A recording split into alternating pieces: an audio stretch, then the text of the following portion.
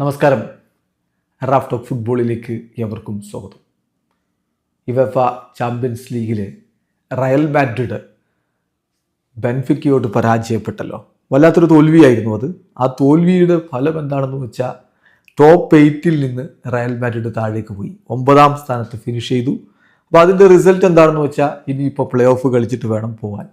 4-2 എന്ന രൂപത്തിലാണ് Real മാഡ്രിഡിനെ Benfica പരാജയപ്പെടുത്തിയത്. കളിയിൽ റയലിന് എന്താണ് സംഭവിച്ചത്? താത്വികമായ അവലോകനത്തിലൊന്നും നിൽക്കാതെ വളരെ സിമ്പിളായിട്ട് കിലിയൻ എംബാപ്പെ കാര്യം പറഞ്ഞിട്ടുണ്ട്. ബെല്ലിംഗ്ഹാമും അത് തന്നെ പറയുന്നു. അപ്പോൾ ഇത് തന്നെയാണ് സംഭവിച്ചത്. അപ്പോൾ എംബാപ്പെ എന്താ പറഞ്ഞത്? എംബാപ്പെ പറയുന്നു, ഇന്ന് തീർച്ചയായിട്ടും ക്വാളിറ്റിയുടെ പ്രശ്നമോ ടാക്ടിക്സിൻ്റെ പ്രശ്നമോ ഒന്നുമല്ല. ക്വാളിറ്റിയുടെ പ്രശ്നമോ ടാക്ടിക്സിൻ്റെ പ്രശ്നമോ ഒന്നുമല്ല. It was a matter of having more fighting spirit than the opponent.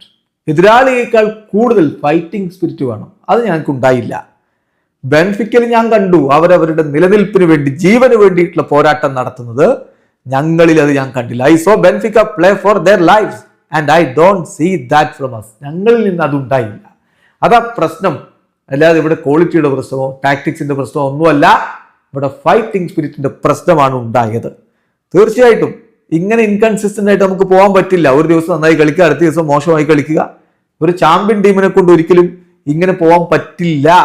ഞങ്ങളിപ്പോ 9ാം സ്ഥാനത്ത്, ഈ പൊസിഷൻ ഞങ്ങൾ അർഹിച്ചതാണ്. അർഹിച്ച പൊസിഷനിലാണ് ഞങ്ങൾ എത്തിയിരിക്കുന്നത്. അല്ലാതെ ഇത് മറ്റു പ്രശ്നങ്ങളൊന്നും അല്ല എന്ന് തന്നെ അദ്ദേഹം പറയുന്നു. റയല് ടോപ്പ് 8 അർഹിക്കുന്നില്ല എന്ന് തന്നെ എംബാപ്പെ തുറന്നങ്ങ് പറയുകയാണ്.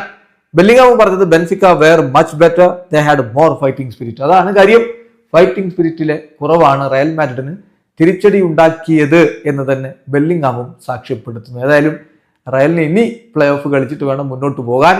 അവിടെ മികച്ച പ്രകടനം അവർ നടത്തുമെന്ന പ്രതീക്ഷയോടുകൂടി ആരാധകർ കാത്തിരിക്കുകയാണ്. വീഡിയോ അവസാനിക്കുന്ന ഫുട്ബോൾ ലോകത്തെ കൂടുതൽ വിശേഷങ്ങളുമായി റാഫ് ടോക്സിൽ എത്താം.